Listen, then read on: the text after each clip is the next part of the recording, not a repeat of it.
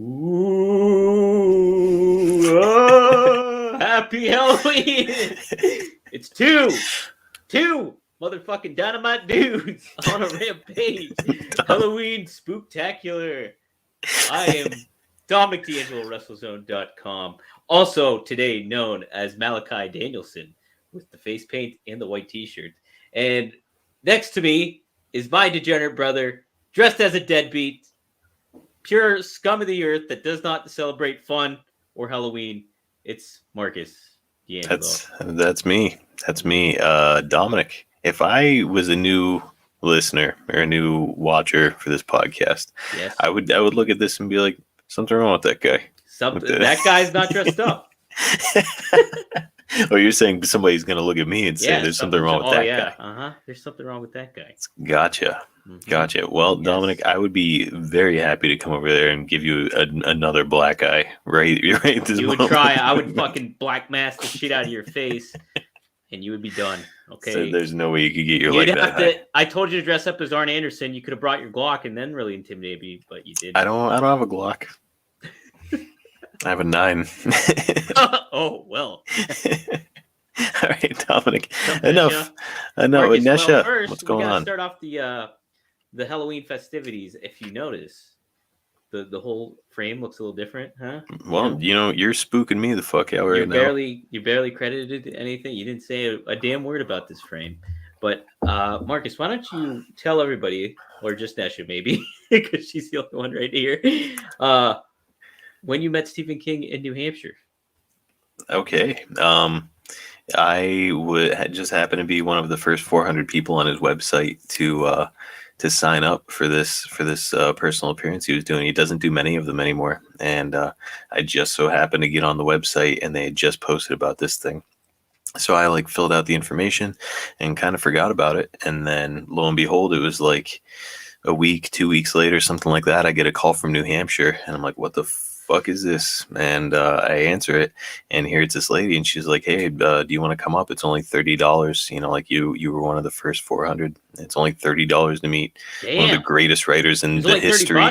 Yeah, in the history, $30, and then a trip to New Hampshire. And I was like, "Yep, let's do it." So climbed into my shitty Nissan Altima from '97. Our shitty Nissan Altima that you never drove. I drove. My terrible Nissan Altima from '97. Jumped in there, drove 9 hours at 4:00 in the morning all the way up to New Hampshire.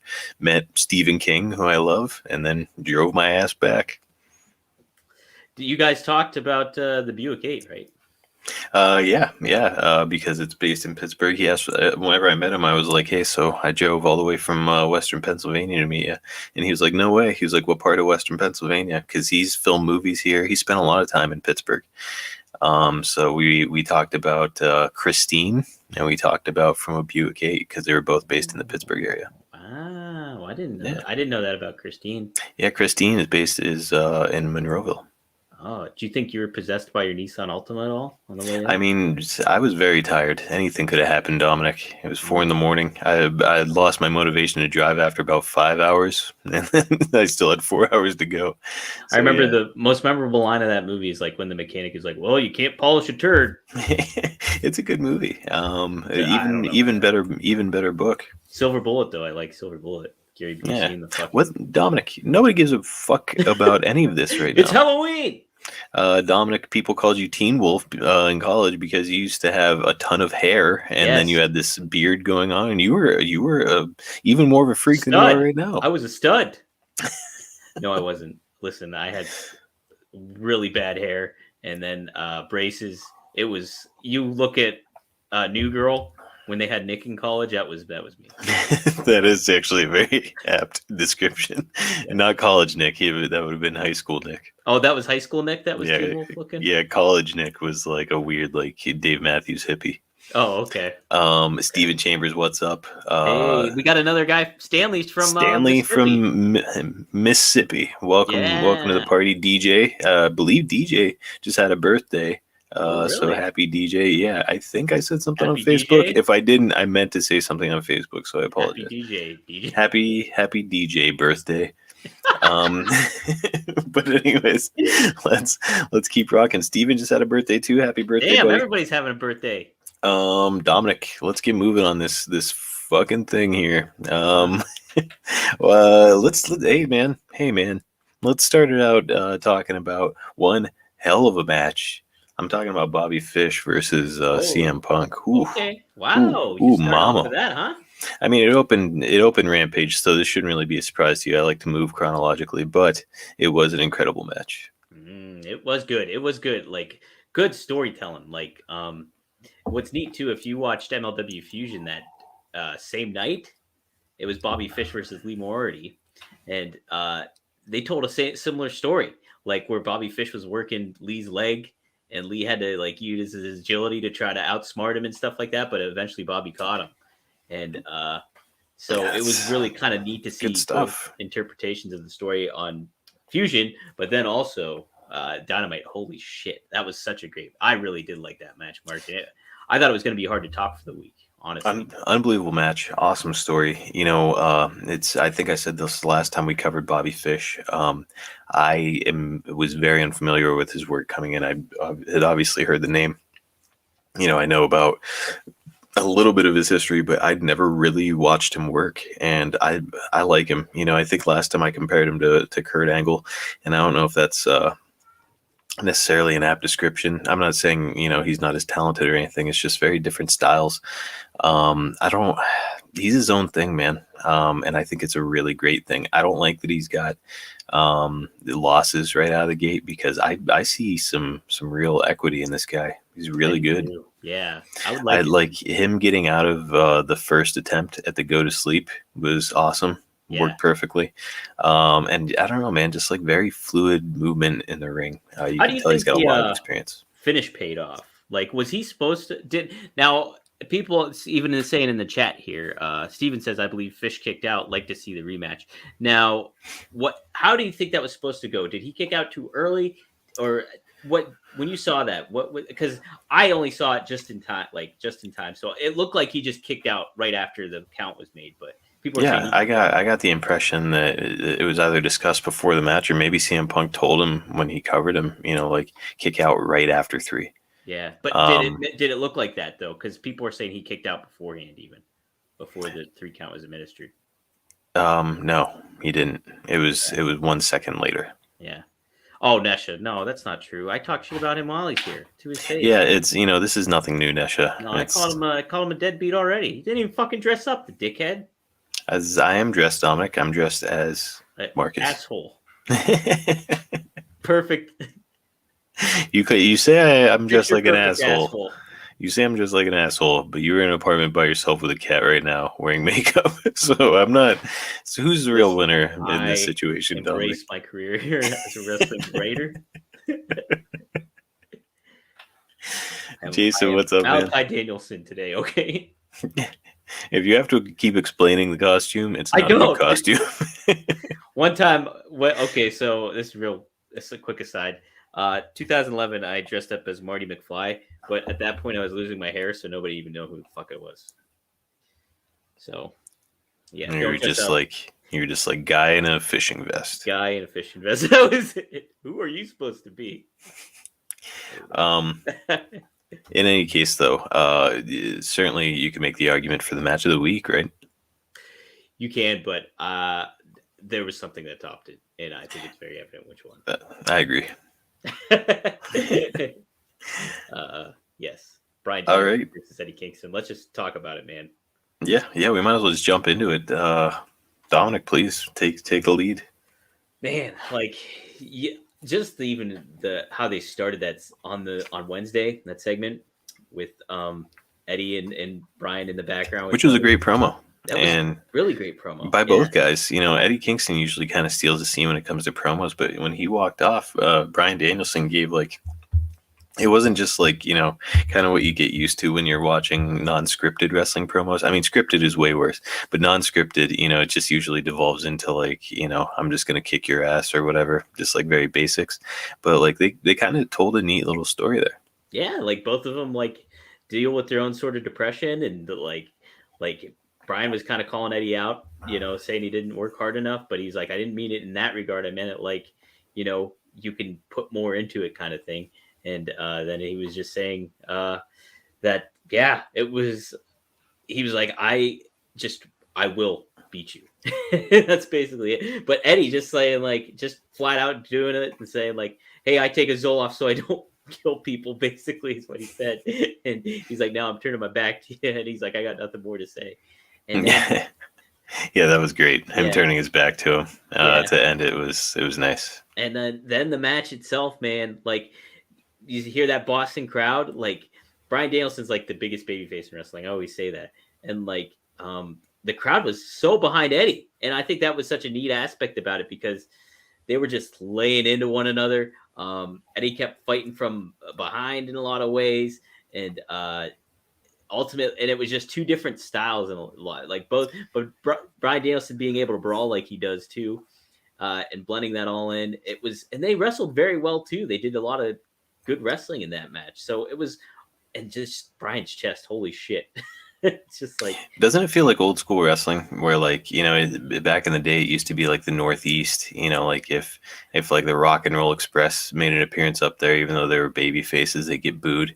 Yeah. They weren't crazy about like the whole, like, Hulk Hogan, Jake the Snake walking out with a snake scene. It wasn't, they were more focused on like, no, we want wrestling. Like we want blood on the baby face and the heel at the end of this thing, Yeah. So it feels like old school wrestling returning a little bit, where it's like, they want some blood and guts out there, and Eddie Kingston is always going to deliver. I was showing a coworker here who's only familiar with Daniel Bryan more so because of the Bella's show. So she doesn't watch wrestling, but I always keep her updated. She's like, I loved him. He was great on that show. Like, and she would always talk about him. So I always keep her in the loop about him. And so I was like, hey, you got to see what he's doing right now. And I showed her like a quick clip of like Eddie just chopping the fuck out, like them just slugging away at one another and Eddie giving him enziguri. And she's like, oh my God, that's crazy. Like just a non-wrestling fan just seeing all that stuff and like seeing how it was really, really, it's just neat that it can kind of transcend that if you show it to somebody like that. And no doubt. And it does, it's cool. It's simple storytelling. Where like, on Wednesday, if my wife hadn't, who's not a wrestling fan, if she had walked in during that promo, I think that they could have hooked her to watch the match. Right. Yeah. Even as a non-wrestling fan, where it's like, look, they built a nice little personal issue in a very small window of time, and they had a great payoff. So it's really all you can ask for as a fan. And then the non-handshake at the end, Dominic.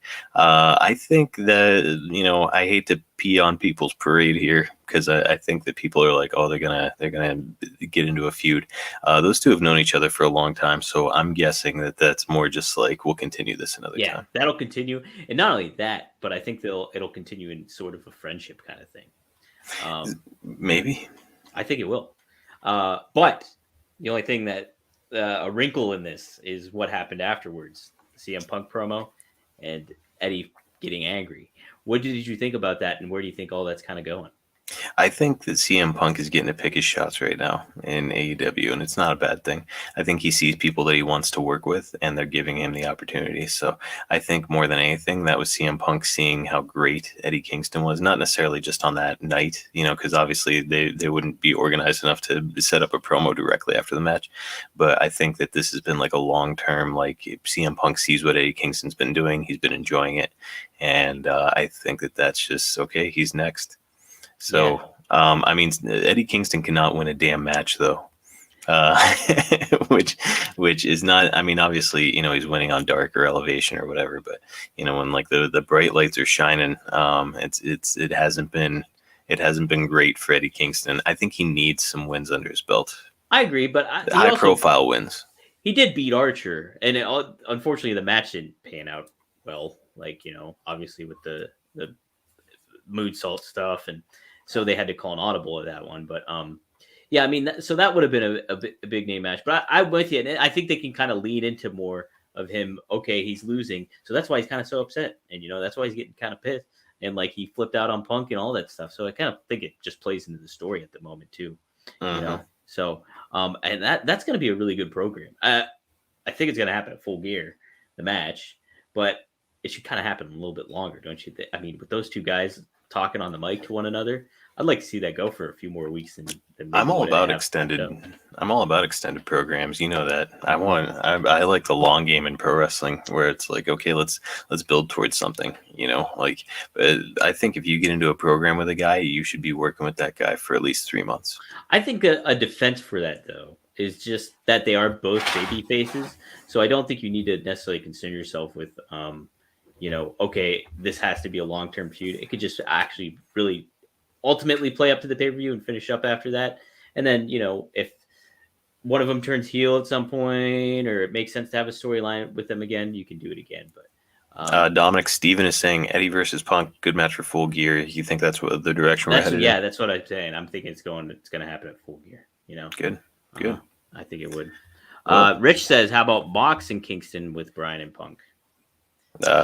Yeah, that could be fun. And again, that is like a little bit more of an old school mindset where it's like, okay, let's not give it away right away. Let's get set up with a tag match where, like, for example, if Mox and Daniel Bryan are going to feud, then let's put them in a tag situation where they are only in the ring together for a very, very short period of time, and it's explosive before the heel goes and tags out like a coward. That's usually how they used to do it back in the day. So you could say like, oh, wait till he gets in the ring with him. Wait till there's nobody to tag out, and then the next match he takes a powder and it's a DQ loss. And then, they say, okay, well, we got to contain these two in a cage. That's usually how it works, or it did work. Yeah. That's the blow off match, basically. Right. I want to get your opinion real quick on this. I talked about this last week. I gave my thoughts on it. Did you hit your knee there? Hit my knee, Dom. Go ahead. Man. I'll for the show, I'm gonna hammer on. Man, yeah, just rub some dirt on it, man. Just fucking go sell it. Ordinarily, I'd go to bed right now, but I'm gonna hammer on. The thoughts I wanted to get your opinion on is so Punk has been wrestling matches, obviously, and but they're not with big names. Now, I know you sometimes listen to Cornette and stuff like that, and he was one of the guys that said that Punk they're making Punk seem just like a guy now. And I just kind of wanted to get your thoughts on, do you see him that way, or do you see them? I don't want to put words in your mouth before I gave my perspective. I kind of want to get your perspective overall. No, I don't. I think that, like I said, I think that we're in a stage in AEW now, as you and I have discussed at length numerous times. They've got a shitload of guys on their roster, and there's only so many people that are vying for spots. And the thing with CM Punk is that he came in so red hot that he doesn't need to go after a title to get over. I don't think Daniel Bryan does either, but or Bryan Danielson does either. But that's the direction they seem to be moving. I don't think they do, them specifically, but I think it would benefit the company if they did. Maybe. Well, I think putting it on Bryan Danielson's enough. When it comes to CM Punk, I think that probably part of his contract, or part of his contingency with signing this contract, was like, I want to have fun. Like, I want to enjoy wrestling again. I want to do the things that I want to do. And they're just letting him. They're like, yeah, who do you want to work with? Kingston? Yep, go ahead. I really think that that's what's happening. They're not just turning him into a guy. We're just getting to watch. We're getting treated to really, really good wrestling because we've got a highly motivated CM Punk getting to do the things that he wants to do in wrestling for the first time in a long time. I said this, I'm with you, and I said this last week too. Another factor that you have to consider is AEW's not in the live event business.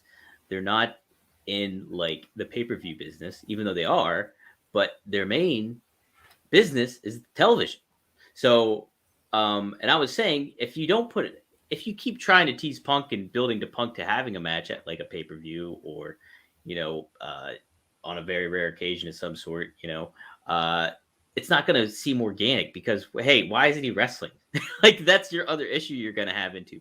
So if you're going to blow, like, not say you're blowing through guys, but you're having to match up with people that can potentially get some cachet off of them, like a Powerhouse Hobbs and like, a Bobby Fish, even though he's established and stuff like that. But you have, Matt Sydal in there, and you just get some names in there that can have good matches with them and tell a story.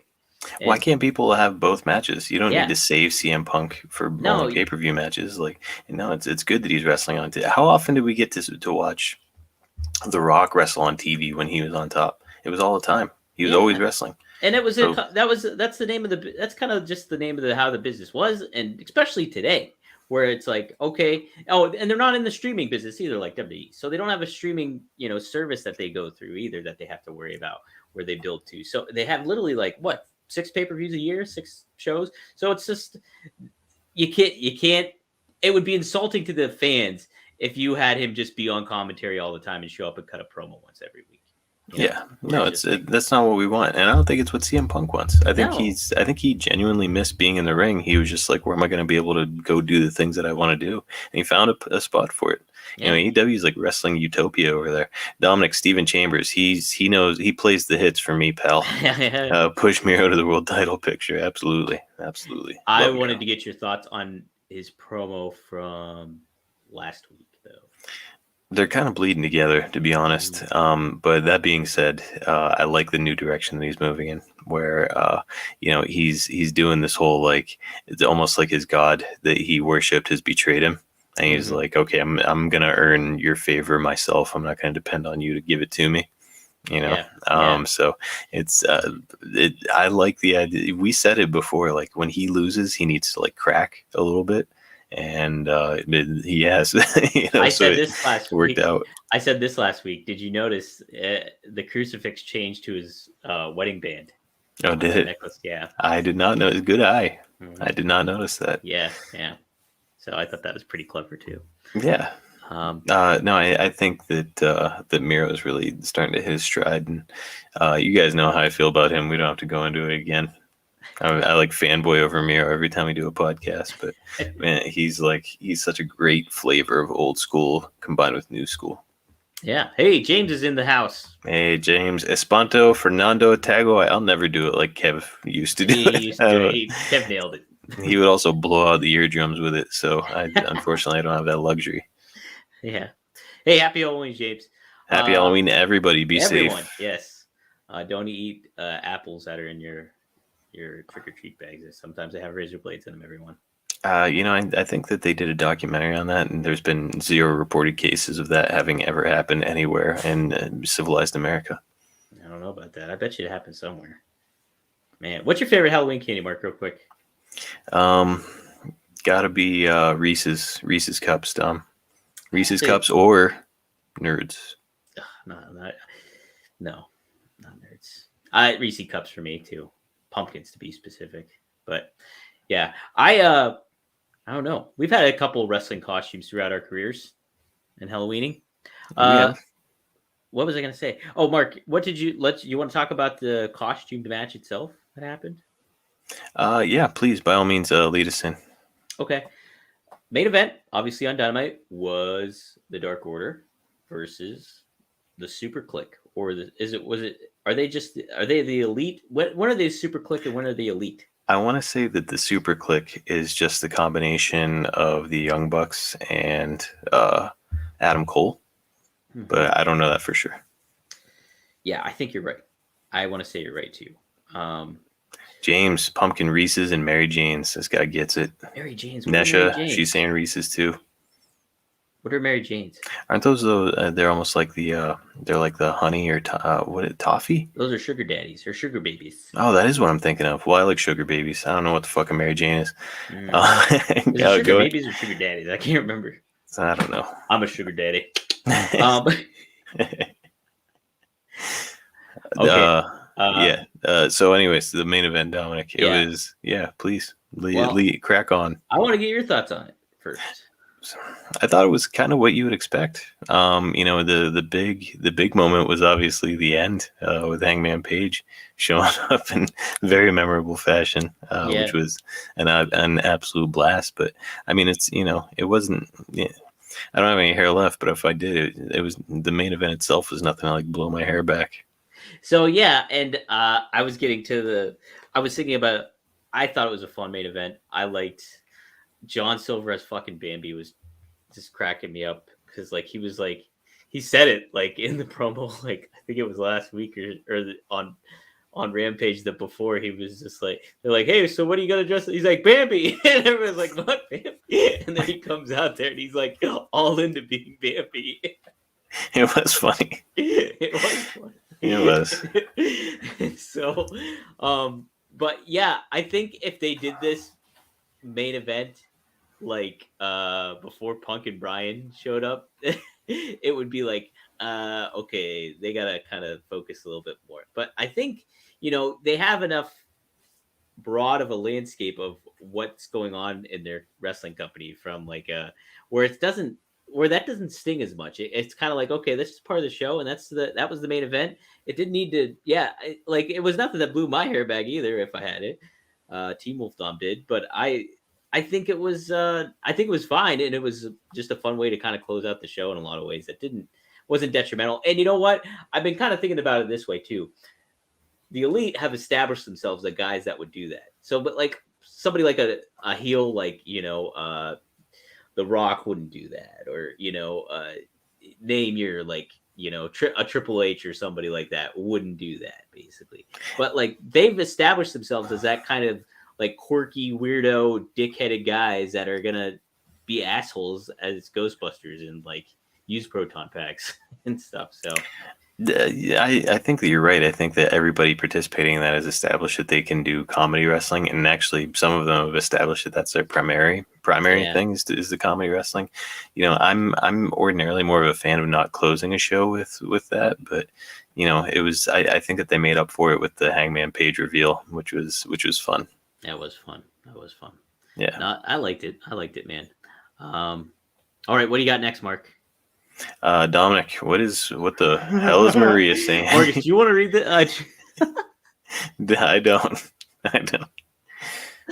Maria, who's your favorite wrestler? How about you answer that first? All right, yeah, Maria. If you do that, I will send an email to Dr. I Abraham. won't send him an email, but you can answer the question. Tell us who your favorite wrestler is.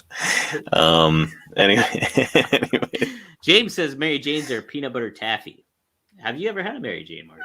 I have. Yes, I read that James had said that earlier. I was like, I got it, remember it now, and I have. Marcus, do you have your cat with you too? Is Vaughn with you? I do. Yeah, Vaughn is down here. Why don't you hold him up and I'll hold Dusty up real quick? Because nobody cares to see that. Just do it, Marcus. I'm not doing it. It's the Halloween Spook-Tacular cat. Don't. Come on, Mark. Get him. He's not happy with this. Wow, look at this. Hey, look at Dusty. Do you see? He is miserable. He does not like it. He was there. Dominic, Sammy Guevara, and Ethan Page. That was a great match. It was a great match. Mm-hmm. Yeah, I thought that both guys came out looking good. Sammy Guevara, somebody said it online the other day, and I was like, that actually rings pretty true. They were like, if I was 13, Sammy Guevara would be my favorite wrestler. And I was like, actually, probably. Yeah, that actually makes perfect sense. Well, and I can see why people's like, favorite wrestler now. And at our age, he's really talented. He's fun. Every time he comes out, he brings excitement. The crowd is very up. So as much as I wasn't crazy about Miro losing, period, not just to Sammy Guevara, I don't like the idea of him losing to anyone. But as much as I wasn't crazy about it, it makes sense for it to be Guevara, because he's one of those guys who a belt could really truly help to elevate. Yeah. Sam Houston, Dominic, that's who he reminds me of from 80s wrestling, JCP. Wow. Just like good looking young baby face who like I think can strongly, he's way better on the mic than Sam Houston was, but it can just strongly benefit from getting the rub from some of these more experienced vets. That's interesting. That's a good comp. I would say maybe I would get Gino Hernandez vibes. Hey, fair enough. Sure. Yeah. Like maybe a combination of the two. Yeah. Dominic, we got to answer DJ's question here. It's a good one. All right. This one. I know it's off topic, but with the recent news about ROH, would you like to see AEW bring in from another company, Dalton Castle? So there's a lot of names. Marcus, I don't know how familiar. You're probably not very familiar with a lot of the names in Ring. I know Dalton Castle. Give me some more. Not Ethan Page. I'm sorry. EC3's in there. I know EC3, of course. Yeah. Chris Dickinson, Brody King, John Gresham, who's gotten a lot of like traction. That's a Jordan Grace's husband, and I think they're married. But he's such a good wrestler, like very, very good. Nesha said the one I wanted you to say, Jay Lethal. Jay Lethal. The Briscoes. DJ says somebody I like. I like the Beer City Bruiser a lot. I know him too. So yeah, there's some good names in there. Now, issue is it's just a lot of people they already have, and it's already a lot of TV time being taken up. It stinks that RH had to go through this, and they're just changing their whole game plan. But and you don't like to see that, because it was even though the company wasn't prominent, like for a lot of people, it was almost, I hate to say forgettable, but there's aspects where it wasn't in your face as much. It wasn't in the mix of all the other promotions. And Dom, sorry to interrupt you. Steven just said the three that would make me the most excited. Okay. Okay. So, yeah, Jay Lethal, Danhausen, and Silas Young. Yeah, Danhausen, I could very much imagine. And I love Silas Young. Great look. He does have a very good look. Yep. Yeah, Shane Taylor and what he's doing there. I love Shane Taylor. Like he would be awesome. His crew, Shane Taylor Promotions, they would be really good trio to have in the mix there. But again, as you and I have discussed, there's a lot of cooks in the kitchen right now, pal. There's only so much TV time, folks, Mm-hmm. But like by the time, let's say that all these people jump ship even a week out from each other, by the time you add up all the TV time of just introducing them, getting their first matches in, et cetera, maybe a vignette, whatever it is you're doing to introduce these people, you've lost some very, very valuable television time. And I'm not saying that it's a waste on any of these talents. It's not. I think that they're all really great talents, but yeah. I think you really need to pick and choose carefully. You do. And James says it too, the downfall of ROH could be great for MLW New Japan. I immediately Dominic. thought. Mm-hmm. Oh, sorry. Go ahead. No, go ahead. Go ahead. Mance Warner was just announced as a free agent today as well. Oh, and yeah, I love Mance Warner, maybe. I'll tell you what, he does mansplaining on ad-free shows, and sometimes I got to get in there and clip videos for it, and he is hilarious. He's very funny. I really, really like Mance Warner. He makes me laugh out loud. There was one point where he's in the middle of talking and he starts like blowing. He's like cat hair all over the place. I love the stuff. He's a good follow on Twitter too, because he'll put like, did you see the GIF he did of it's Goldberg popping out of the credit card? No, I didn't. He's just really funny, and he's got Stone Cold Terry Funk vibes. Like it's hard to wrap your head around old Manser, but Manser, baby. But he's a blast. Check out Mance Warner. Check out Mansplaining for that matter. Adfreeshows.com. Gotta get my plug in, Dom. Yeah, well, you'll get your shit at the end of the show here. Yeah. So there is a lot of names too in ROH and FTR expressed they want to wrestle the Briscoes. There was talks too of I don't know the further details about it because I didn't read more into it, but the ROH library was reportedly up for the highest bidder, and then something else was said where it wasn't. That's both on WrestleZone.com, so you can take a look at it along with me when I go look at it. But I think that would be really, really good for AEW to pick up. Tony Khan to grab a hold of is that ROH library. You think about all the names that are associated with AEW right now, like Danielson, Daniels, CM Not Punk, to mention WWE names. Yes, and the WWE names.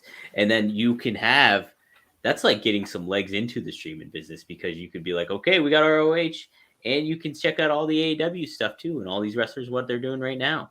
I think that would be very key if they got a hold of that ROH library, because that is a library of good stuff. So no question about it. Jerry Lynn. Oh, you think of all the incredible stars that have passed through ROH, and yeah, I mean, what a film library that would be. Yeah, James, I'm not sure how I would feel about an invasion angle. I think it's just kind of overdone at this point, where it's just like you could maybe pull it off. I think it's been a while since we had an invasion angle, isn't it? Nexus, but was that the last one? Nah, they always try to do something akin to it, where it's, I don't know. Yeah, I don't know. I think it's kind of just overdone. But yeah, I think there's something to be said for that, because you see even in the other promotions like Impact and stuff like that, Forbidden Door, and so they embrace the names of the promotions. I don't know about Invasion taking over though. Like maybe just like having a show where it's like ROH versus AEW. No, or almost like ECW One Night Stand in WWE. Yeah, something to that I think the Invasion angles overall are kind of overdone at this point. Yeah, Cole and Bobby Fish. Nesha mentioned those guys too for ROH. They were both in there. They had very notable names in ROH. So yeah, it would be very interesting. What does James say here?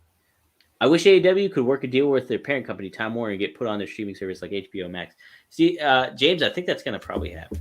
If I had to venture a guess, I bet you they're going to do something with HBO or Time Warner or something like that. It'll come up.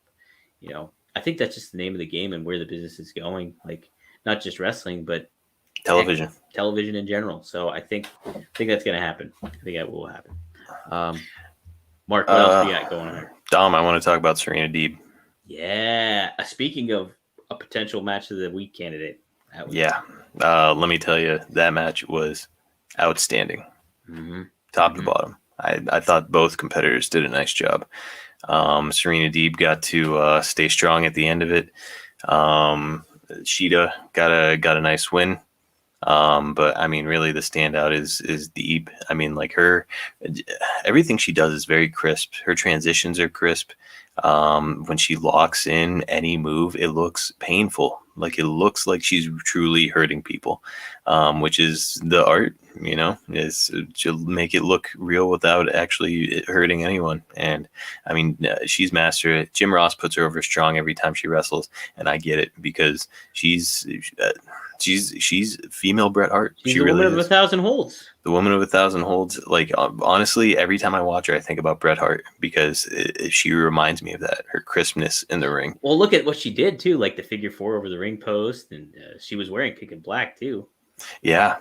So I think that she's probably heard all of this Bret Hart hype. And did we tell her? Maybe I think we might have told her. I might have actually told her that in person, but told her that. but actually, I'm pretty sure I did. But so obviously she knows about those comparisons. But I mean, really, I'm trying to think of the last time I saw anybody like her, and it was Bret Hart. So it really speaks volumes. And I think that her being a heel is going to be the best thing that has happened to her career so far, because it just puts a little bit more meat on the bone for her character, and combine her skills with a great character and money. DJ is going real. Some heat with Serena Deeb. Wow. DJ, gotta disagree. Explain yourself, DJ. Why do you feel that way? Yeah, honestly, I would be genuinely curious. Or is it just you're booing her because she's a heel? Is that what's going on? Is she doing her job? Is that what's upsetting? Yeah, it's just nailing her job. She's just doing a greater job. But I'm not going to belabor the point, Dominic. Do you have anything else you'd like to say about the match or Serena Deeb? I like her a lot. Yeah, I think she's so crisp in the ring. I think she elevates the women's division overall that we were talking about. She was like her and Thunder Rosa when they came in. It was like, okay, the game is stepped up in the women's division, and then you added elements like oh my god, Layla Hirsch, and then even Ty Conti, who just changes the pace of a match with like her judo style and things like that. And like I think getting those names in the mix of it really helped it, and Serena Deeb was one of those key names. So. It's the saying is high tide raises all ships, and I think that Thunder Rosa and Serena brought the high tide when they came in, man. Because if you kind of take a look at the women's division in AEW, at least where it started, it wasn't great. And then all of a sudden those two came in, and it's like you could kind of feel everybody kind of collectively step up their game. Yeah, and everybody did. It was almost like a challenge, and everybody rose to meet the challenge. So the best women's division in wrestling, of course, we've said that a lot. I don't know that I've ever seen a better women's division anywhere ever. Unbelievable talent. It's very good. Like, and what they're doing with the TBS tournament, I think is a lot of fun. And I want more women's wrestling on the program. I would love to see more. I would love to see that more storytelling dynamic, building somebody up like a Layla Hirsch or Ty Conte, and oh my God, there's a lot of good names, and it's neat. And Ruby Soho, like it's and Marcus, that match too. I don't know if you watched it or not. It was the one with Anna Jay and Britt Baker the week before here. It wasn't like a smooth match, but it was a good match. Like I liked how they like Anna Jay was a little delayed and a little green here and stuff like that. But overall, it was like it made it look like a fight in certain ways where it was just like, okay, nothing's gonna be beautiful about this match. Like every match is not gonna be beautiful, and fights aren't beautiful. You know what I mean? So it's like it's not ballet. Yeah, man. And I like the aspect too of the TBS tournament actually having buys for like higher ranked women in the division and stuff like that. I thought it was a cool element to add where it's like, hey, we see those in sports playoffs all the time, like NFL. You get a buy. It makes perfect sense. There should be buys. If somebody's earned a higher position ranking, then they should have an easier route to the top. Yeah. Marcus, a free agent that we did not mention. We mentioned Mance, our boy Mance, but also big one. Wyndham is I think it was yesterday he was officially a free agent, right? Yeah, I heard all the buzz about him showing up at Rampage, and I didn't really buy it. So I wasn't surprised to see that he didn't, but man, it feels like it's inevitable, right? Hey man, somebody from the Philippines joining us. That's awesome. That? Welcome, man. All right. Welcome. Yeah. Welcome. But yeah, it feels pretty inevitable, does it not? I think so. I wonder where they're going to insert and how it's going to be though. And I think that's what's very intriguing about it because, what we've seen is like Bray Wyatt. We've seen Bray Wyatt, and we've seen him play Bray Wyatt, play the Fiend. But what is Wyndham Rotunda going to do? Like, what is? And that's the question. Is he Wyndham Rotunda now, or do you think AEW intends to bring him in some kind of a horror gimmick? No, I don't think so. I think it'll be a collaboration where it's like this is Bray's or Wyndham's idea. This is what he wants to do, and Tony Khan's gonna be like, "Hey, yeah, let's try it out." And I don't think it's gonna be a supernatural kind of thing. I really don't think so. I wouldn't hate it if it was. I wouldn't hate it either. I wouldn't hate it, but I wouldn't prefer it. Now, look, I wouldn't want. Steven Chambers says bring back his husky hair. What a shit gimmick! Awful name. What a shit gimmick. But I wouldn't hate it because there's not obviously Malachi Black kind of scratches that itch a little bit. But I don't see a problem with there being more. No, I don't see a problem with them joining forces. I don't necessarily see a problem with that either. I want it more so like what we were kind of expecting with Bray to the result of like a cult leader. Like, I would like that. Dominic DJ brings up a good point here. Do you think that WWE has the rights to the 7 character, or is that up for grabs for Wyndham Rotunda? Why would you want to be 7? Now, but did you see what his username on Twitter is now? What is it? Wyndham 6. Okay, so he's 6. Not Dustin was 7, but he's coming in as 6. So is he going to wear like a latex mask thing over his head? He's not going to do something like that. I think it. Why not, Dom? This could be a hint of Dark Order, though. Could it not? Sure. Steven, are you calling me Uncle Fester? What the fuck, man? No, you're calling. Hey, what the fuck, man? Hey, what the fuck, man? What else is the show here? Yeah, I don't know. I'd like to see him in a horror gimmick, just because I enjoy them. Come on, that's really the only reason. It's really the only reason I enjoy them. Come on. If they're done properly, I enjoy them. That being said, I think that the cult leader thing is probably gonna be the way that it goes. But we've already been down that road in AEW, have we not? Wait, the cult leader? Yeah, but I think he can do another take on it. Hey, we did that. CM Punk did it in the Straight Edge Society, which I thought was great too. Hey, Serena Deeb and Doc Gallows are both in that as well. So think about that. Okay. DJ's asked this: who do you think will be the three America Top Team members to face the Inner Circle? Do you think if Lambert is one, that he will get the pin on Jericho to win the match for America Top Team, and then we would never hear the end of it at Falling Dynamite after the match? I don't think Dan Lambert's going to be one of them. I think it will be. Well, maybe they could do it, but I don't think it will be. I think it could get some real heat for Lambert if he's in almost like the Jim Cornette role, where he's like, a manager who's involved in the match, but only gets in at the end and gets in when the match is over and gets a pinfall by technicality. I think that just imagine all of the pissed off Jericho fans in the arena when Dan Lambert's coming out and he can rightfully say that he pinned Chris Jericho. Yeah, that'd be interesting. As far as the three, I would say Jorge Masvidal would make sense because of him needing Jericho.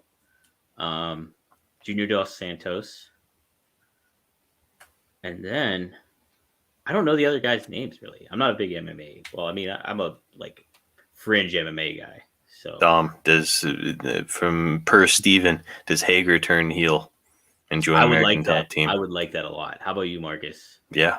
I would. I don't think there's a lot of meat on the bone anymore with the Inner Circle and Hager, but I see a ton of value in Hager, and I think that he could easily be like the leader of that group. I think who said that on here? Steven. Oh, Steven. That's great, man. I really think they should do that. It makes sense. Yeah, I think they should. Yeah, DJ. I would like to see Paige Van Zandt. Actually, they could pull that off. I think, have her be in the mix, and I don't maybe they don't necessarily fight her, but she gets in there and she's like, I don't know. They could work something with that. I think, they could definitely work something with that. Yeah, but no, I like a Hager heel turn. I think I'd be all for that. Ooh. All right, Dominic, I'm forging ahead here. Malachi Black and Andrade El Idolo, they attack Cody. Pac makes a save. Mm-hmm. We're working toward a tag situation here.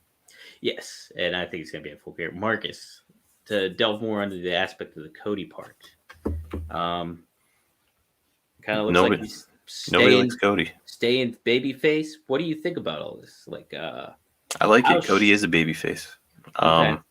I think that right now we're getting a little similar flavor to the John Cena situation, where they've made him such a babyface now that all of the smart fans are getting annoyed. But like the John Cena fans, I think that all of the children that were cheering for John Cena, the many hordes of children who love John Cena, were getting drowned out by the sound of adult men shouting that they hate John Cena. Mm-hmm. So I think that it's a similar situation right now with Cody. And yeah, I think that they stay the course. Cody to me is a baby face. It would be really hard to make him a heel. That being said, I don't think it'd be hard to make him a heel. I think he could easily be a heel. That being said, I was just going to say, he's already got the heat, I guess, to a degree. So it could be relatively easy to lean into it by just behaving disingenuously. Yeah, and then just going back on his word. Because you could say all you want. That's what's great about wrestling is you could say anything. Hey, I would never do this. And you're going to do it. You could do it. I think it's, yeah. It's a never say never business, man. It is. And now from how they positioned it, though, it does seem like they're going to keep having a run. But I mean, okay, let's go this, Marcus. Would you rather, I know your answer, but would you rather see Jake Hager turn heel or Cody Rhodes turn heel? Jake Hager. Yeah, I do that. That's your answer. Yeah. I don't know what I would rather see. I think I'd be with you. Because I do like Cody as a baby face. If he gets booed, I mean, it's the kind of AEW hardcore demo fans of people that are really booing Cody. People like Black. I like Malachi Black. Obviously, I got fucking face paint on, but I think he's a great heel though too. And there's some legs where I like it. He's given his own persona legs too, because how about when Dante Martin, he had that match with Dante Martin, he gave him a nod of respect. You're like, wow, that's kind of weird. Yeah. No, it was interesting. Here's why I think Cody has kind of been turned heel too. I don't necessarily know that it's all the John Cena effect. I think a lot of it is also, if you think about it, Cody just keeps jumping from program to program, person to person. And it's very fast. And it happens often. Where I think that Cody would really benefit from just having long-term feuds. Now, granted, this Malachi Black one, Marcus, right? The Malachi Black thing has been happening for a while now, but like before that, like it was okay. It's Anthony Ogogo, and then he's moving on to the next guy, and then there's the next guy, and he does a quick job, and then he gets the win back, and it's like we've been seeing the same thing, and there's like the stakes are what. Like the stakes were initially, we like Cody and Cody's fighting this guy. Well, now we need extra stakes. Maybe Cody's trying to get back into the world title picture after losing to Jericho. He can't, Marcus, 2 years ago. He's a babyface.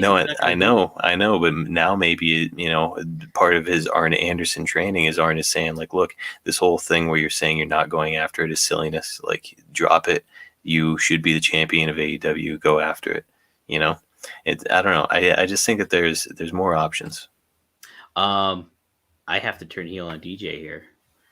Marcus, I know you didn't see this promo. Hey, did you guys hear the Great Moose promo on the last Impact when he was mocking the Elite, Roman, Becky, and Sasha Banks?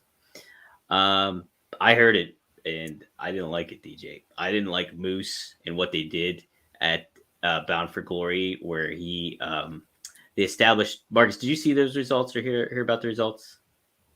I know that I wasn't. It was Josh Alexander and Christian, but correct. We all wanted to see Alexander win, and he didn't. And he did. Oh, I thought he didn't. He beat Christian clean, but earlier in the night, Moose won the fucking Call Your Shot Gauntlet, and then he came out and screwed Josh Alexander over at the end of the show, and got a pin. Like months of building Josh Alexander, not only from the X Division champion, but to now a world title picture. He gets it, and then Moose fucks him over. It just seems short-sighted. And DJ, I said this last week. I was like, Moose has gotten so many opportunities in Impact Wrestling, and he's an athletic guy. He's got a great look. And what he can do in the ring is super impressive and crazy. But he is not good on the mic. He's not good on the mic. Though his cadence is bad. It's just he doesn't do it for me, and I don't think he's done it for Impact. So it's just weird to throw him into that mix when you have a guy like a Morrissey, a W. Morrissey, or you have Joe Doring, or you have Ace Austin, like Josh Alexander, like guys that you're working towards and that are newer talent that deserve that opportunity, and you're still throwing it at Moose. Just doesn't make sense to me, DJ. Not a fan of Moose, his work. Not to say that he doesn't put a lot of effort into it and that he's, not trying, but just doesn't do it for me, I'm not familiar enough with Impact, as you just heard, because I didn't know that result. I saw that. I was like, oh, Josh Alexander's probably going to win the title, and then I was like, okay, Moose won the title, so I guess Josh Alexander didn't. DJ, I mean, to your point, you're not the only person that says they're a Moose fan either. I've heard that too. I just think he's had his opportunities and he hasn't clicked. That's just basically it. Marcus, what were we talking about though? Fuck if I know, Dom. Hang on. Let's Cody. Oh yeah, Cody. So DJ also asked a question here. Do you think his reality show has something to do with it, or like his Hollywood status? I think a little bit of that. I think them going back and forth, and then I think the aspect of really leaning into being an ultimate babyface has maybe kind of got a little bit of the pushback. You know what I mean? Where that's kind of an aspect about it. And maybe almost like a power couple thing is kind of what makes it get kind of a heel thing too. I don't know, but I think when he gets inserted into a story and the matches that he has against his opponents, I mean, it's fun to root for him, I think, I still get pumped up when I hear his music and he comes out. I think he's awesome. It's a big deal. And that promo that he delivered too was great. It was a really, really good promo. And it just took it in a lot of baby. Like he just doubled down and says, "Hey, I'm not doing it. I won't do it." And he credited his brother as being like a better wrestler than him. He talked about how he will never fill his dad's shoes and stuff like that. Like it was a really well done promo. So yeah, it's such a funky. The wrestling fans in general right now are just overall kind of funky. Like you'll even notice in matches where it's like there's a clear cut heel and a clear cut baby face.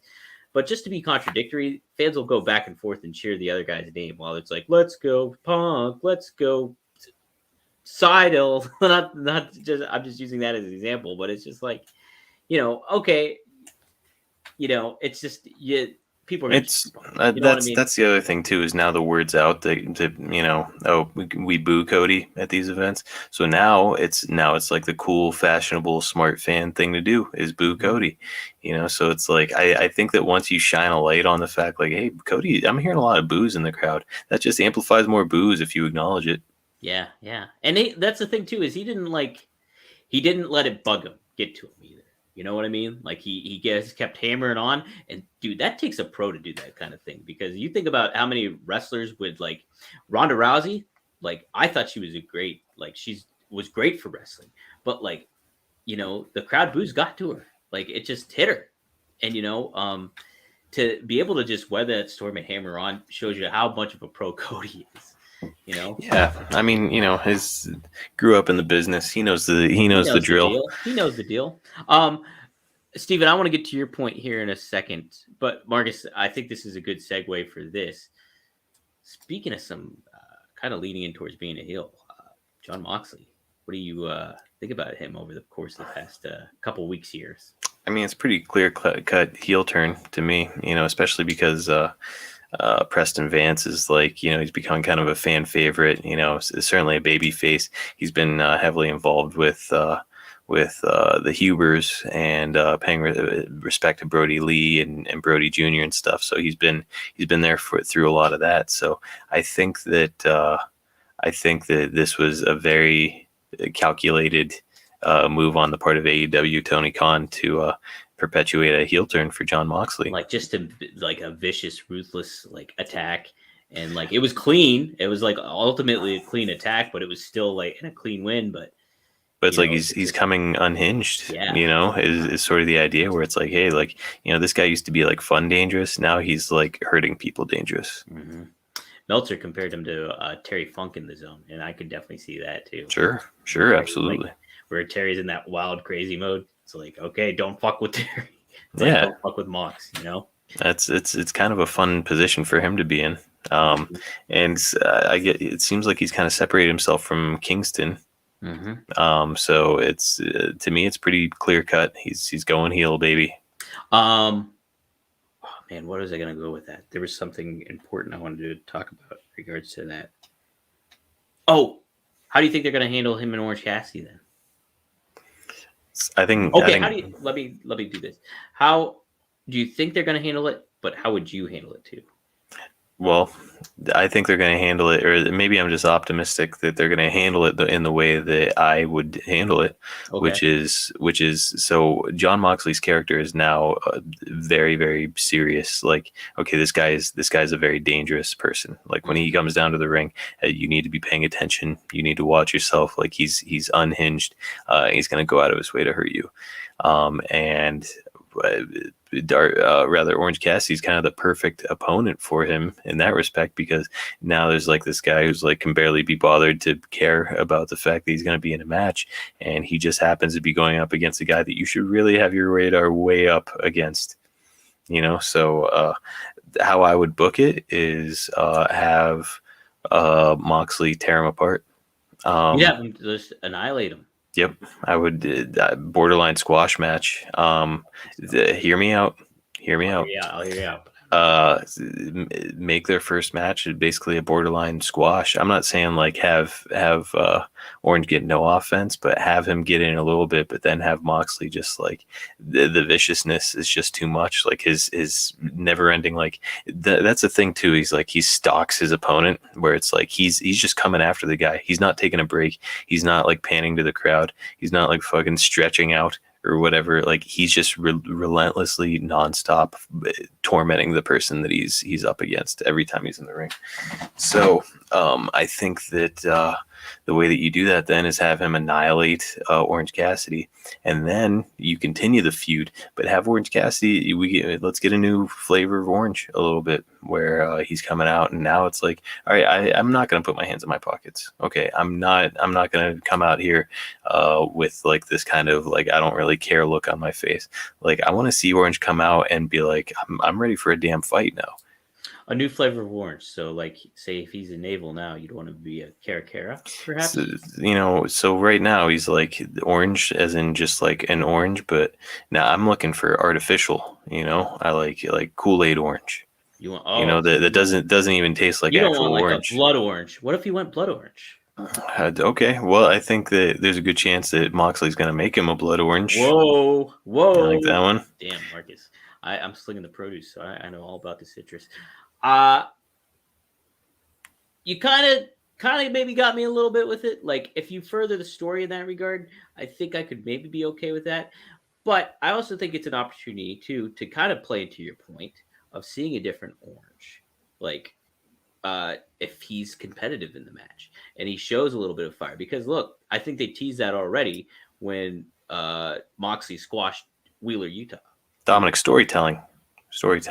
Yeah, let's have Orange come out and be the regular old Orange, that's what I'm so saying. We can continue. Marcus, that's what the I'm story. Saying. No, well, the story is being continued. So I'm saying to what you're saying, Orange showed concern and was like a little upset when Mox would just beat the fuck out of Wheeler. Okay, and so it wouldn't necessarily make sense if he kind of didn't care, because I do think he cares. That's the thing, is I think he cares about. He definitely cares about this tournament match, because you look at what he did with Powerhouse Hobbs and stuff like that. So if he came in there like, I'm not taking it too seriously, it wouldn't make very much sense from that perspective. And I could get the viciousness of Moxley laying into him and attacking him a lot, but like I think not that you're skipping a step, but it kind of makes it more streamlined if Orange is competitive and mean and aggressive in this match, because he's got a reason to be aggressive with Mox. So I think you could see a new side of Orange in this match where you don't need for him to lose to show you a different side of it. So here's to continue on to mine. What I see is Mox rips him apart in their match, but then we get Serious Orange coming out for Mox's next match, making him lose, and thereby costing him a win in the tournament. And then you've got Mox and Orange in a program. What if you did it this way? And now this is from a Mox perspective, not Orange Cassidy perspective. But what if you had Mox? I mean, Mox. What if Mox makes the full blown heel? I think this is what we're going to see. We're going to see Mox make the full blown heel turn at Full Gear against Bryan Danielson. And what if he won? I think we're going to get it with him in Orange. I think that's going to be the full blown heel turn, because the fans like Orange, and I think that he's going to absolutely, as Steven just said, he's going to beat the holy snot out of him. I don't think so. I don't think that would be good for Orange to have it happen either. I don't think it would hurt him, especially against a guy like Moxley. Dude's a former AEW champion. But like getting him squashed, I think Orange has built a cachet for himself and a level of credibility, like where he's able to hang with the main eventers. Like, he beat Jericho.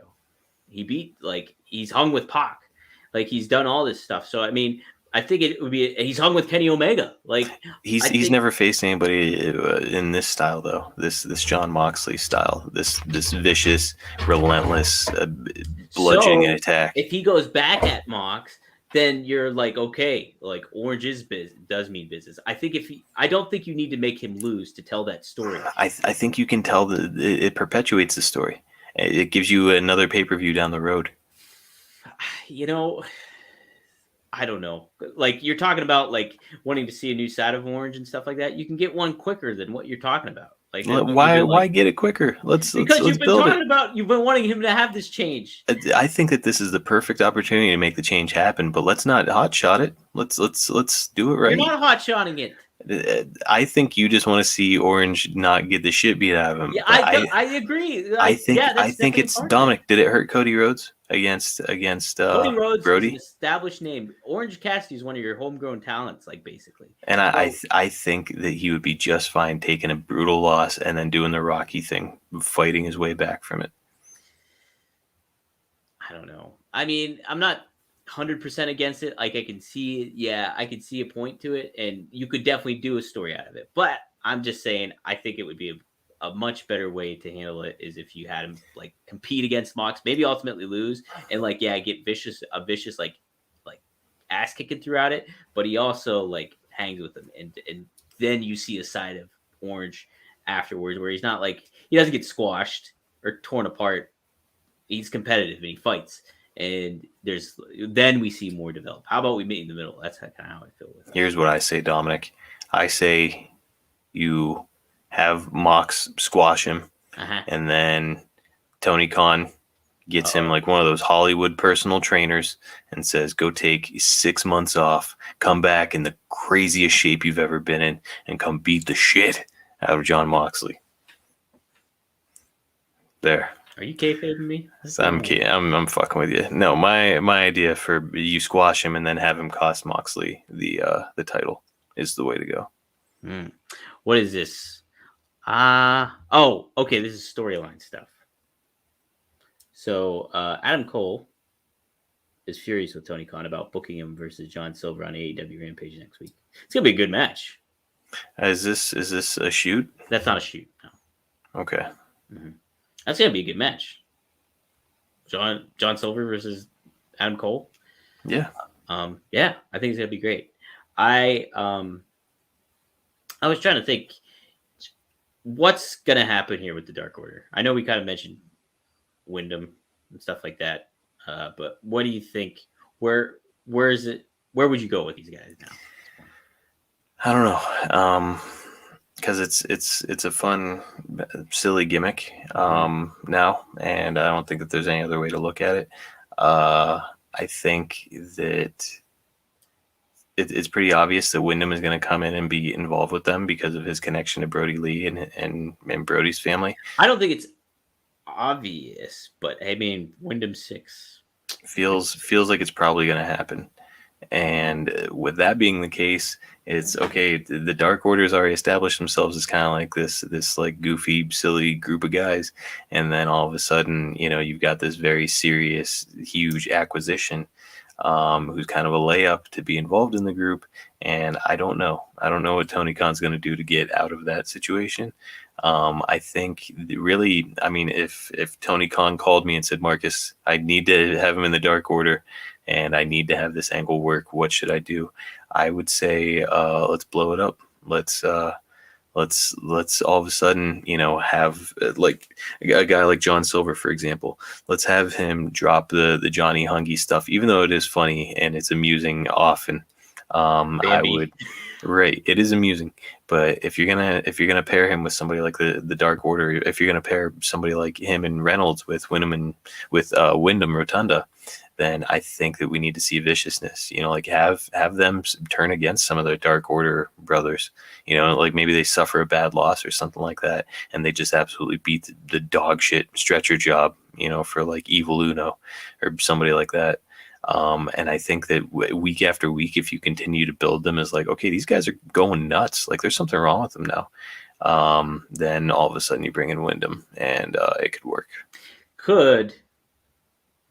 Could you not veer away from what they're doing to an extreme extent, but almost have Wyndham come in a babyface role that kind of meshes in with them, but maybe brings a new level of like main event to them, or like more? Could you do something to that effect? No, but what you just said actually gave me another idea, which is you have Wyndham come in and act like, hey, I'm with you guys. Like let's have fun. Like let's just make this a good time. I'm in, and he like plays along a little bit, but then he's all of a sudden he's like, hey, so want to bring a friend to the party here, and it's Abaddon. And he's like, okay, so like she's cool. She's with me, guys. Hey, like let's get right. her involved. Yeah, she's You guys know my brother Bo? she doesn't talk much or whatever, but she's cool. Like, like let's hang out. She can be fun and silly. And then all of a sudden, it's like he's like that dude who like ingratiates himself in like a Yeah. new group, and then he starts taking over the group. Hey, You you know, guys familiar with Gangrel here? He's got I don't. he's a good dude. So the Gangrel might be jumping the shark a little bit, but I think you start with Abaddon, and then like you Drink some eventually of this blood with him. work your way to somebody like Malachi Black, and where it's just like all of a sudden this dude is like manipulated all these kind of like vulnerable geeks into like being like his minions. I don't know. I wouldn't be against it, I guess. I would like to. We need patience from the audience because, like, you want to come in and you want to see this vicious Bray Wyatt character that you've come to know, and he'd initially have to come in and be like, "Hey, let's all dress up and make silly jokes, Johnny Hungy." Yeah, buddy. And like, I would like to see like somebody like John Silver or Reynolds like kind of catch on. Like they'd be the first to realize like this guy's up to no good. Like, right, he's trying to manipulate us. Yeah, hey, he's fucking around here, guys. And they're like, no, he's great. He's a good dude. Like that kind of thing. And then like, oh no, he's kind of bad. he's not nice. So maybe something like that would be all right. I don't know. If Tony Khan called and asked my advice, I'd say do not associate him with the Dark Order, even though it's such a layup of a situation based on like his personal relationships. You wouldn't even, if they had the option, you wouldn't even do that. Nope, wouldn't do it. Mark, we have to talk about MJF. Yeah. Wow, how do you feel about what he's done past couple of weeks, from the Lex Luger promo to this week? I thought it was really good execution this week, especially. But yeah, I mean, A+ promo as always. He's great on the mic. Yeah, it's I think it's been like, what do you call it, like destination television, where it's anytime now he's picking up the mic and talking, you want to lean in and pay attention. And I don't know, are we working toward a match with Sting at some point here? Maybe tag match, right? Or something. Does it have to be? Sting has proven he's capable of taking these big bumps still. Like MJF is lining himself up for a match against Hangman Page. Like, after Full Gear, because he said that in the promo. He's like, I'm setting my focus on that. I'm thinking more so this will be a Darby thing, right? And I don't think Sting's necessarily going to have the match with them. Sting's been involved though. He has been involved, but I don't think it's going to be a match with him as one-on-one. I don't know. I kind of hope it is. I mean, I like that, but it's just it would be neat for MJF to add to his like resume, and also just seeing Sting wrestle again in that kind of fashion is great too. Yeah, I mean, I don't know. Ultimately, I like what they're doing overall with this angle and stuff. I just think MJF always walking that edge, man. I like it. Yeah, he pushes the boundaries. It's refreshing to see, I think. Absolutely. And I think that he's a guy who respects the business too. So, I don't think he's pushing boundaries. No. You got something. Oh no, just smudgies. A bug was in my face, and then I smudged my Malachi Danielson. Just a mess. Oh no. But I think he's a guy who respects the business, and probably is talking to people beforehand before he goes out there and makes some of his outrageous statements. Yeah. So yeah, it's good stuff. Dominic DJ is wondering, Cody Rhodes versus El Idolo next week. Who you got? Good question. I think both guys. Idolo. I'd go Andrade. I would say Andrade should win it. I think Big wins, and I think Cody's kind of, he's got that Teflon vibe still where he can lose, and it'll be all right. I'm thinking we're building toward a tag match, so there's going to be some fuckery, interference. No, there'll be fuckery, but I think Andrade should win. That match. All right, let's do maybe one more question, Dominic, and close this sumbitch out. It's been over an hour. Steve Chambers, will Wardlow turn face, Dominic? It depends on. Yeah, he will.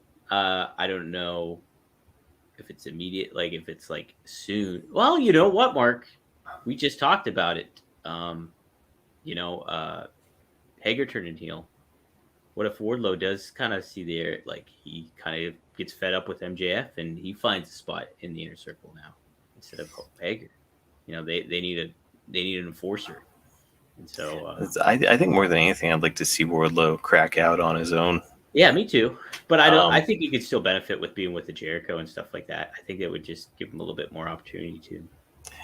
yeah, I think that it could work, but it feels like a lateral movement to me, or rather, like a horizontal movement. I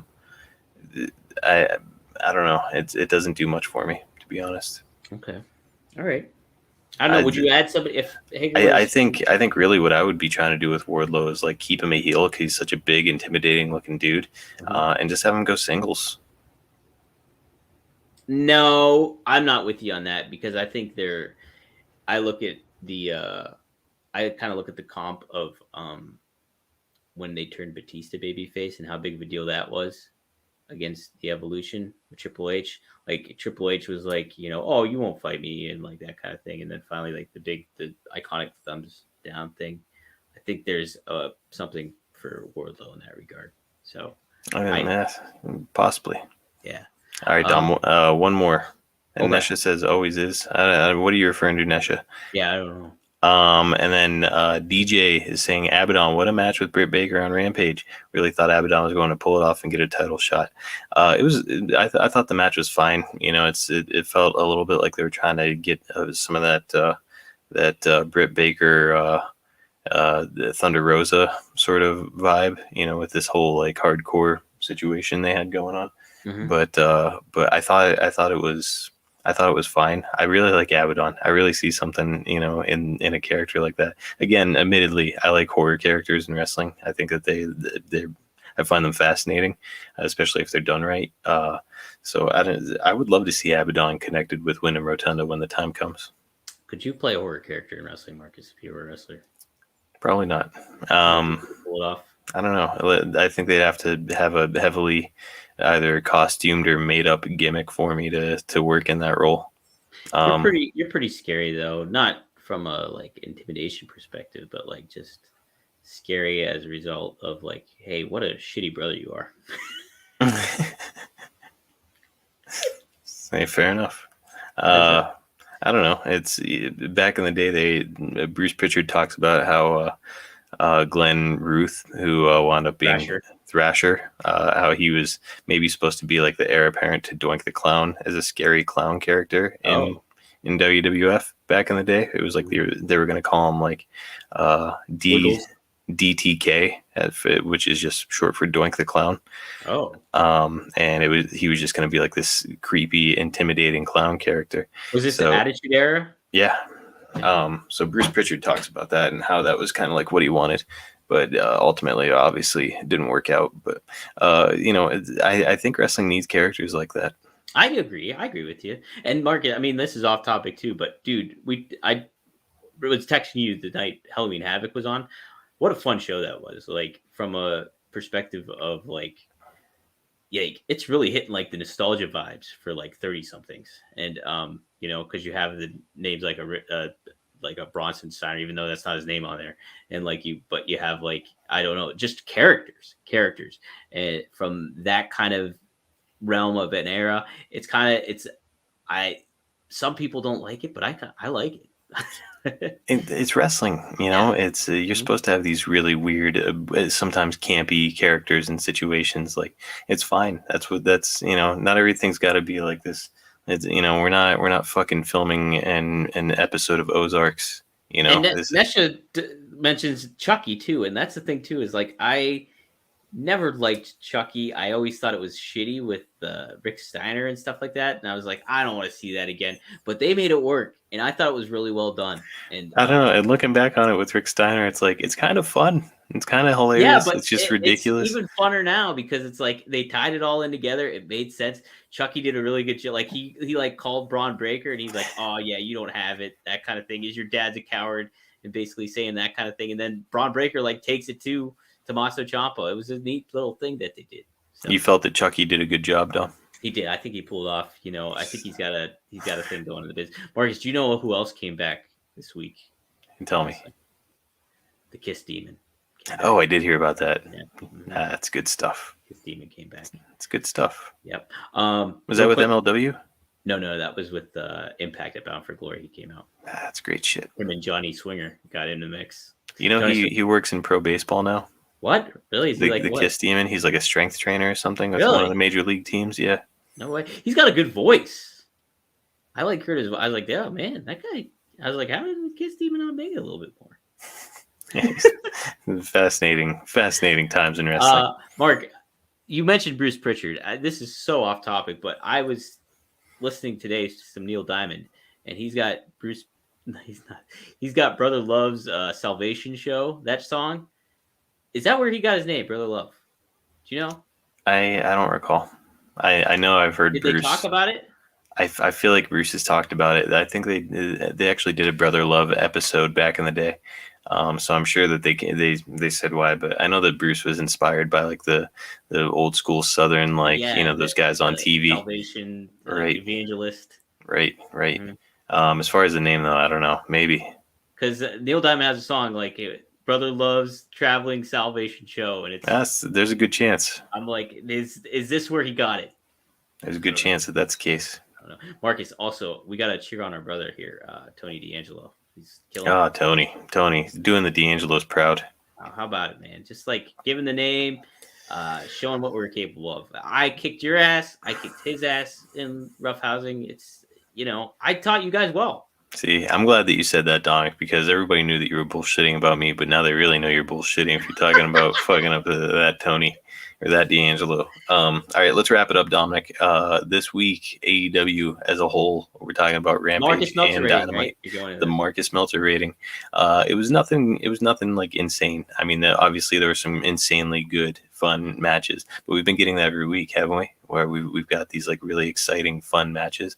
I'm giving it an 8.2 this week, so not bad. It's not a bad rating. It's a good rating, but it's just I've been in the upper 8s recently. Mm-hmm. Okay, well, how about your MVP?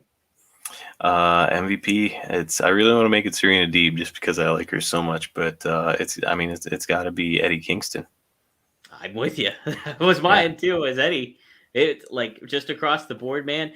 Him working with, you could always make it a Bryan Danielson or somebody like that, but I think Eddie, man, like he from the depression angle, not an angle, but like him talking, the promo and stuff like that, to having that come across and showing a match where it was just like hard hitting, and like the crowd being behind him when you're wrestling the biggest baby face in wrestling, like it's just, I liked it a lot. Look at me and Steven Chambers right now. We are just like right here. It's I gave an 8.2. He gave an 8. Eddie's his MVP. He's mine. How about friend of the show, Nesha is Eddie, right? Yeah, that's right. Friend of the show, Eddie. Eddie, man, we're happy. Love Eddie. Yeah, love Eddie. Good man. Good man. Good man. I can't remember what I was gonna say. But, sorry, I interrupted. Yeah, that's okay. No, it was this is what I was gonna say. Where would you rank that in top 3 matches of the year? Where would you put that? If it was like June, I'd probably bite on that. But how many times have we said this year where it's like that was the top match of the year? Okay, nope, that was the top match of the year. It's AEW is just they so often have great matches that like I've said top match of the year probably already at least twice and maybe probably 3 times this year. I don't remember what matches I gave it to. I know that one of them was the blackout match. Or whatever they call it. The lights out match with so I know that was one of them, but I know I've said it more and I don't remember what the matches are. I think we're gonna have to do like an end of the year show, like where it's like we're gonna have to do something. Probably will. Mm-hmm. We'll have to plan that out, but I think that'll be worth it. But heck, this was a hell of a Halloween episode, was it not, Marcus? One hell of a show. Glad everybody's able to join us on this All Hallows Eve. Everybody go watch scary movies, eat your weight in candy. Actually, don't do that. It's terrible for you. The bowel movements alone afterwards, just a nightmare. Don't want to have a BM in the PM. Marcus. Yes. Talk about ad-free shows a little bit to us, will you, please? God, I've been waiting for you to prompt me to talk about ad-free shows, Dominic. No, guys, in all seriousness, it's the lowest tier is $9.99 a month. That's 30 cents per day.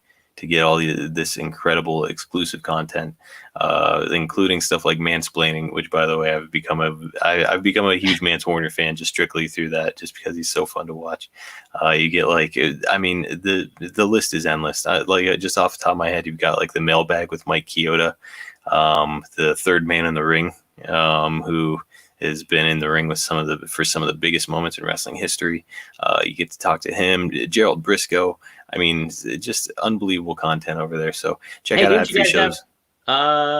Renee Paquette there?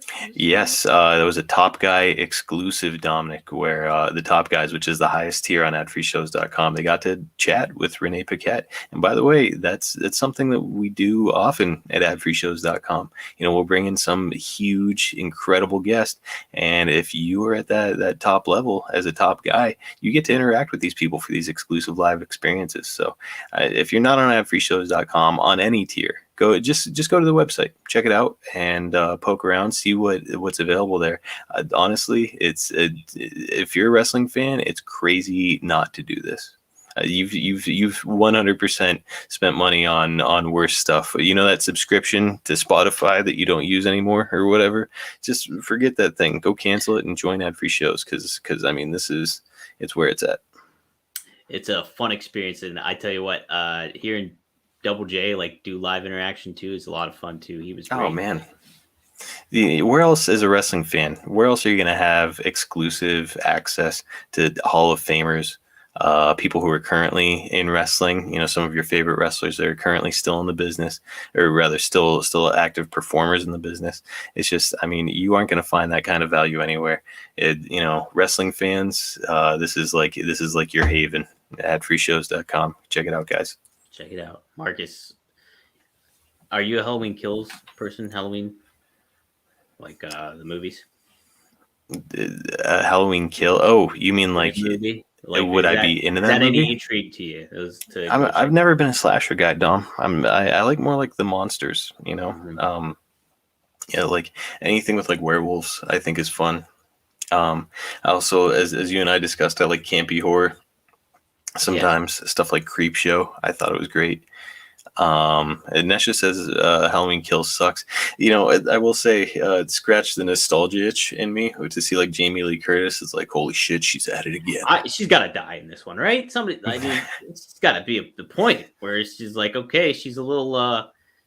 Not only is she old, but I mean, you're going up against Michael Myers here. He's got to get you at one point or another. It's And Dom, right? I've heard that Michael Myers doesn't say any of his iconic lines like "groovy baby" or "let's shag" or whatever. What? Do I make you horny? He doesn't say any of that. He doesn't say any of those iconic lines. He lost his mojo, Marcus. That's He lost his mojo. He lost his mojo. Motherfuckers. Dom, Steven Chambers says Hacksaw Jim Duggan had surgery yesterday, prostate cancer. Wow, and that's what it was. Wow. Okay. Yeah, prayers out to Hacksaw. What a man.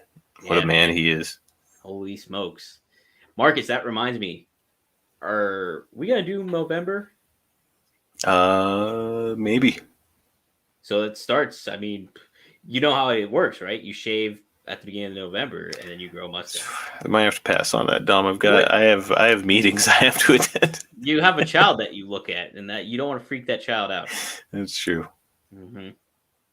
Yeah, we'll see how it goes. Oh yeah, also JR. Yes. Yeah. So prayers out to Jim Ross, of course. Really anybody. If you guys in this chat, if you guys are going through a rough time and know anybody's going through a rough time, prayers up. We care about you guys. We're all we're the internet wrestling community, right? Not in the bad connotation that goes with that at times. There is a bizarro version of all of us where it's just the negative trolls of pro wrestling, the internet. So we don't bring that energy here on Two Dynamite Dudes. This is us. This is wrestling fans at their finest here. Yes. But yeah. Anyways, where the hell were we, Dominic? We were talking about horror movies. Oh yeah. You like Insidious? That's your go-to, right? Yeah. To me, that's the scariest movie I've ever seen, and I've seen The Exorcist at night. See, Mark, listen, I will not watch The Exorcist. I think that I can I just say that's probably my scariest movie just because I won't watch it? Does that make sense? Honestly, though, like it's not that bad. It's probably not. It's probably not. But I mean, geez. Especially if you look at it through like that was filmed in what, like 1979 or something like Some that. of those movies. I'll tell you what my scare. This is it. And this might be, Marcus, you might laugh at this one. That the remake of the Invasion of the Body Snatchers with Donald Sutherland, that fucking creepy. Yeah, but remember, Dominic, you watched that when you were like 9? No, I didn't. I was like fucking 16. Oh, really? 17. Yeah. Okay, I remember seeing it when I was like 9. It just fucked with my head so much, and then seeing the guy like fused with his dog, that was fucked up and weird. It's just like, what is going on here? This body snatching is happening. I don't like body snatchers. Okay. Not into body snatching. Not a body snatcher. All right. Not a body snatch guy. Don't take my body. All right. This is Dominic Steve Chambers. I gotta disagree with that one. You know, Steven and I have been on the same wavelength, but now we have to disagree. I like the Blair Witch. Dude, that movie freaked me the fuck out. It's well done. Yeah. See, I like horror movies. So like I like horror movies that have gravitas to them. I think that had some gravitas to it. Here's the other thing: is it had like the Jaws effect, right? Where it's like you don't see the Blair Witch, but you know that shit's going on. Like somebody's fucking with them, and they're out in the middle of nowhere, and they keep waking up, and there's like sticks and shit hanging out of trees. You know, like just imagine being in that city. Like I'd wake up every morning, like, what the fuck? Who is out here fucking with sticks while I'm asleep? Some motherfuckers out here with sticks. Lady, and, like, what are twine. you doing here? Lady, I'm fucking lost. Jeez. I don't know where I'm going. It's kind of getting cold out here. Yeah, it's I love that movie. Insidious had a little bit of that where it's like you didn't really get to see what was going on. It was very like shadowy, you know, as far as like where things were or whatever. Like there's that iconic one where it looks like there's just like a shadow in the corner. It's this iconic shot from Insidious, but if you kind of take like a closer look, like there's somebody standing there, even though it just looks like a shadow. Like it's creepy, dude. You know what I'm kind of over though is all. I think I probably told you this before. Is the whole creepy kid stuff. The kid is not creepy in it. No, I'm just saying from a general thing, overall general. Like I don't. The kid's creepy. It's okay. We've seen that before. All right. I don't need this. This kid is a weirdo. Okay, and he doesn't need to. I don't need to be scared by him at all. I'm not scared by the kid. Okay. All right, Dom, for real, we got to sign off, but let's just touch on this real quick, and then this will be the end of it. Poppy Squeeze has just said the first Nightmare on Elm Street movie fucked me up, not going to lie, when I was younger. So when we were all younger, we all looked at movies very, very differently. Yes, scary movies very differently. I know that yours was It. That was my that one creeped you out. I cannot stand clowns forever. I'm a John Ritter fan. I don't want to see John Ritter die. Same with Henry Winkler and Scream. I did not watch Scream. It took me forever to watch Scream. I told Henry Winkler that. Hey, man, gotta tell you something. I did. I was like, I avoided Scream because you. I avoided Scream because I didn't want to see you die. I'm trying to think of which one that was for me. As a kid, probably something like that movie House. Yeah, it's about like a haunted house. I remember seeing the cover on like a VHS at the local store, and it's got like a creepy hand with like a finger key situation. Take a strong hand. I remember seeing that, and it creeped me the fuck out. What was the Marcus? Do you know this movie is like? Maybe somebody can help me out here. It's such a cornball movie, but I think it's so creepy. Like even me watching it, I was like, this movie's so fucking stupid, but it's freaking me the fuck out. It's like these people go to this motel, okay? And it's these creepy owners of this motel, and they fucking cut their throats out and then put them in like a garden. Oh, I know what you're talking about. Yeah. I can't remember what it's called, but it's like an awfully. I'm like, this movie's this is so dumb, such a dumb movie, but it's freaking me out. I was like, that was a freaky movie to me, and it was a bad movie. It was a bad horror movie, but I'm like, I can't remember. The acting was bad. I remember there was like some S&M shit going on in there, and then they killed those people. They didn't kill them; they just took their throats out, and then they would feed them plant food or something. I'm like, this is fucking weird. I would hate being in that situation. I'll tell you, some strong drugs back in those days when those movies were being written. I tell you, golly, how do people think of this stuff? I will say it though, and this is my sign off, Dominic. Tremors, one of my favorite scary movies ever. Yeah. I don't. It's more of an action movie. It feels It is like. more of an action movie, dude. I watched that. Like that was one movie I could stand as a 12-year-old. Was that movie? I don't think I've ever passed on it when it's on TV. I'm like, it's on. I'm fucking watching Jaws it. is. I mean, you get. I think Jaws is like so damn good. I think that's the movie you probably watch the most ever, right? Yeah, I think I've like just between seeing it on TV, I had a count at one point, and it was over 20 for sure. Mm-hmm. Oh man, that's a good one. Okay, I'm closing out with this, Marcus. Have you watched Midnight Mass yet? No, I haven't. I'm a busy boy, Dominic. I'm telling you, man. You were talking about Jaws and the unknown of monsters. Watch it. All right, I'm interested. All right, you guys. There you go, watch it guys. too. Yeah, if you're looking for something, Midnight Mass on The Dead Alive, Marcus has the good one you see on Halloween. Dead Alive. Yeah, you've seen that Stephen one. Chambers, back in my good graces. Monster Squad. Monster Squad. Yeah. It's a great movie. Monster Squad. Great movie. That's a damn good one. All right, let's sign off on that. Hey, but I will have to say, check out my new show on WrestleZone.com, the MLW Fusion Fight Report. So every week I give you a whole recap of what's going on in Fusion. If that's a new promotion you want to get into, I'm telling you, it's worth your time. It's an hour-long show every week. Not my show, their show. And, tight product. I've been writing for MLW for like over 2 years now, so I know the ins and outs of a lot of what's going on from the storyline perspective and everything like that. So give that it drops every Thursday. So take a look on your feed Thursday, catch up with MLW. It'll get you acclimated with it all. I give you a recap of all that stuff. Got some good interviews up on there too. I've interviewed Mick Foley, Ethan Page is up there. From other perspectives, we have Booker T. Bill Pritchard interviewed Booker T. Real good stuff. I want to say this other one, but I don't know if Bill announced that one yet, but we'll wait on that one. But yeah, go to WrestleZone.com for all your WrestleZone needs. Go to for all of your WrestleZone needs. For all your wrestling news needs. This is Halloween, all right? I can say anything creepy I want to say, okay? Follow my degenerate brother Marcus on Twitter at Marcus P. DeAngelo. You can follow me on Twitter at Dominic DeAngelo. Just my name, okay? Not my middle initial. All right. I think it's been a good show. Happy Halloween, everybody. Eat your favorite candy and watch your favorite scary movie, huh? Yeah, guys, be safe. Happy Halloween. We'll catch you next week right here on two Dynamite Dudes. Ooh, Dynamite Dudes on a Rampage. All right, bye-bye.